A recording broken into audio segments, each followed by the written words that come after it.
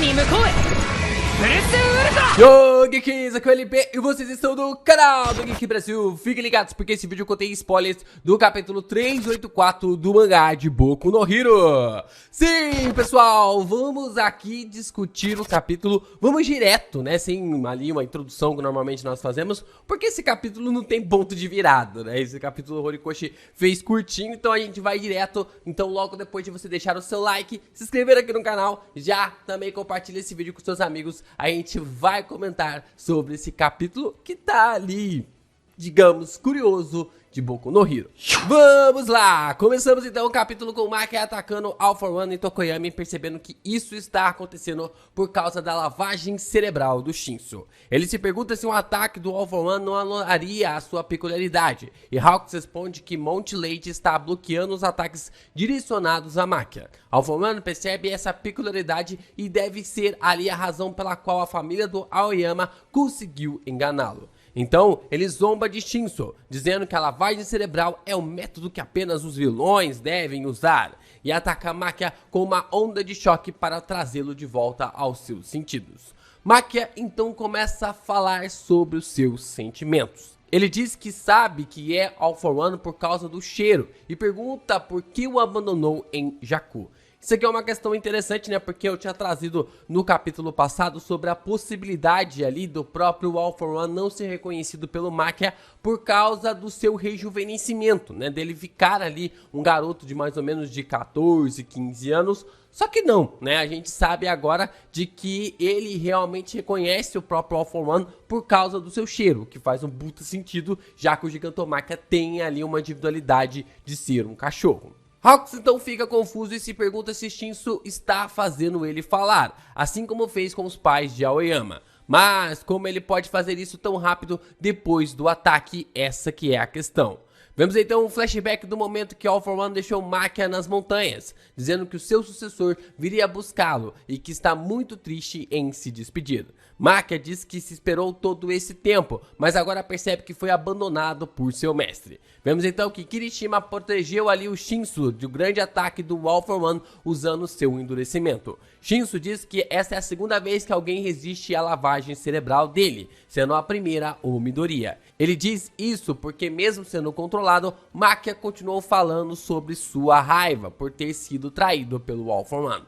Então, o que o Shinso fez foi apenas ganhar um pouco de tempo para que a própria raiva pessoal de Makia pudesse crescer por si mesma. No passado, muitos disseram que ele age da mesma forma que os vilões, mas sua peculiaridade não pode mudar o que está dentro do coração das pessoas. Hawks diz que é natural alguém se rebelar contra seu mestre, se passar realmente tanto sofrimento como foi no caso ali do Makia. E vemos então o Gigantão, Monte Lady e Dark Shadow irem para outro ataque em uma página dupla muito boa. O ataque colide com todos os heróis atacando o All For One ao mesmo tempo para esmagar o vilão de uma vez.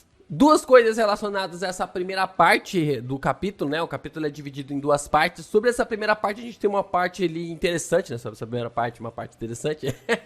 A gente tem a fala do All For One para o Shinso, né? De que ele tem uma individualidade como um vilão, né? Você é um vilão, você precisa ter ali uma ação como um vilão, porque você tem uma individualidade como alguém que é do mal, né? E aí o Shinso fala, não, eu não sou do mal, só porque eu nasci com uma individualidade que é basicamente dada a muitos vilões em quadrinhos, em histórias, coisa do tipo, não quer dizer que eu seja do mal. É igual ali o Monoma, né, a forma de conseguir roubar as individualidades das pessoas, né, meio que tipo assim, ele age como um vilão, a sua característica é vilanesca, mas ele é bom, né, ele é do bem, ali o próprio Monoma, então tem essa questão importante. E aí o Shinso fala, eu não posso mudar o que as pessoas acham de mim, eu não posso mudar o que as pessoas acham da minha individualidade. O que eu posso fazer é tomar atitudes para que essas pessoas me reconheçam como um herói, me reconheçam como alguém com um potencial, me reconheçam como uma pessoa que quer apenas ajudar. É interessante esse pensamento do Shinso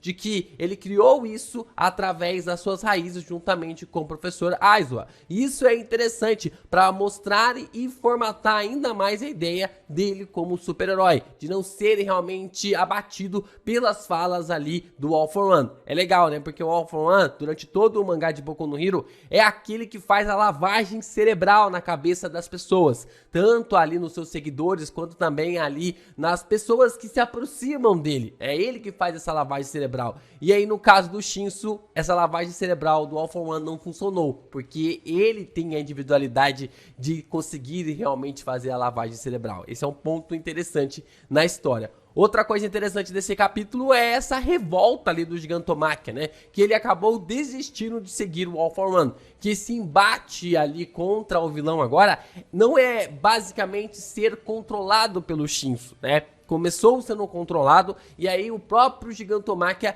desiste. Ele fala, você veio e salvou a todos. Ele percebeu isso. Ele atacou mais de 7 prisões, 6 prisões. Os prisioneiros conseguiram escapar e ele não foi lá libertar o Gigantomachia. E isso deixou ele ainda mais irritado, mais maluco, o que fez com que ele realmente estivesse procurando pelo All For One, mas ao mesmo tempo esteve ali atento e percebeu que ele só estava sendo manipulado, que ele só tinha percebido ali de que tudo aquilo que o All For One queria era apenas a sua força imparável. Então, o ponto de vista muda da história para os helicópteros. Nele vemos o repórter da NH que aparece no Festival de Esportes, Camino, e muitos outros arcos que vimos no mangá. Ela e seu amigo pegaram um helicóptero assim que viram uma transmissão ao vivo na internet, mostrando um estudante da Way lutando para proteger a todos. Ela imediatamente percebeu que era Deku, desde o momento em que entrevistou sobre o All Might se tornar um professor lá atrás, lá no começo do mangá. Ela se emociona ao quanto esse garoto cresceu em apenas um ano e começa assim a chorar. Caraca, essa parte me deixou um gosto amargo no capítulo, porque essa é uma das coisas, né, um dos pontos que eu acho que é o ponto fraco de Boku no Hero, né, de você ter todo esse desenvolvimento de história, ter esse todo desenvolvimento ali dos alunos em apenas um ano, sabe, tipo assim, é pouca coisa. Você vê que o Deku vai se tornar, né, que todo mundo, na verdade, vai se tornar os maiores heróis de todos os tempos com apenas um ano de desenvolvimento, é pouca coisa, é muito pouca coisa em comparação aos demais heróis que estão ali. É claro que isso é apenas um ponto na história de Boku no Hero e a forma realmente como o Horikoshi decidiu ali para o seu mangá, mas é uma situação que, tipo assim, ainda me incomoda. Se eu observar histórias ali, qualquer outro tipo de histórias, a forma como outros personagens vão evoluindo através da passagem do tempo, através desse contexto, coisa do tipo. Eu não sei por que o Horikoshi tomou essa atitude, né, da forma realmente de esticar um pouco a história em apenas um ano, mas a questão que eu quero falar aqui, que eu acho mais importante, é que isso acabou deixando ali e vai deixar realmente o final de Boku no Hero um pouquinho com gosto amargo, pelo menos na minha visão, na forma realmente como os personagens tiveram apenas esse tempo para esse desenvolvimento, né? E isso deixa um pouquinho mais complicado quando, sei lá, a repórter aparece falando, eu vi esse garoto tal, e aí teve esse desenvolvimento de tudo, ele tá lutando contra o vilão final por apenas um ano que se passou, né? Então, tipo assim, deixa um gostinho amargo, pelo menos na minha concepção ali no capítulo. Assim, então, podemos ver uma página mostrando Deku segurando os pulsos de Shigaraki enquanto o vilão ri. A repórter percebe que não é a única que está em cena, então vemos que se trata da outra repórter que culpou o Endeavor durante a entrevista coletiva. E ela estava ali basicamente fazendo a cobertura também.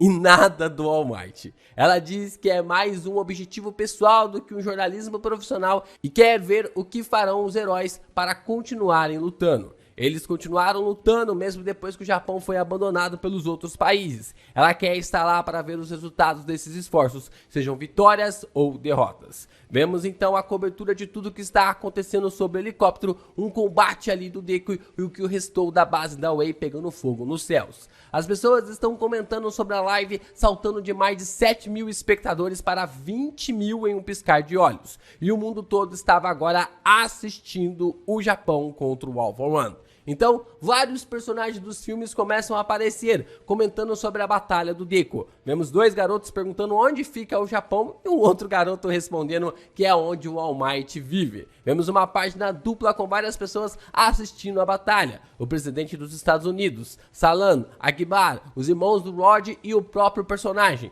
Na outra página temos Death Arms, Elec Plant, Melissa, Mahoro, Katsuma, entre várias outras pessoas do mundo inteiro. A repórter então diz que essa será a chance para que o mundo todo veja que o Japão não está aniquilado. Bom, uma das maiores reclamações, eu acho, da saga da Star and the Stripe foi a não chegada de heróis internacionais ali para lutar contra o Shigaraki, né? Porque se o Deku iria se tornar o maior herói de todos os tempos, né? Ele teria realmente que ser conhecido pelo mundo todo, né? O maior herói de todos os tempos não é o maior herói do Japão, né? Isso já é um fator de roteiro.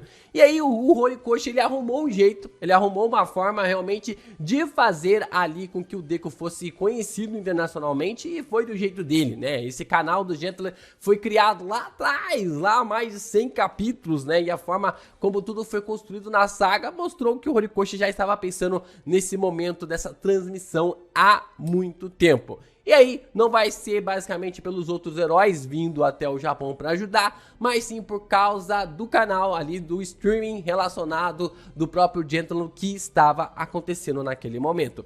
Isso se conecta ao fato ali de que todos os heróis do Japão, pelo que fizeram, se tornarão assim os maiores heróis de todos os tempos, porque o mundo todo está acompanhando o que eles estão fazendo, o que eles estão lutando ali contra o próprio All For One.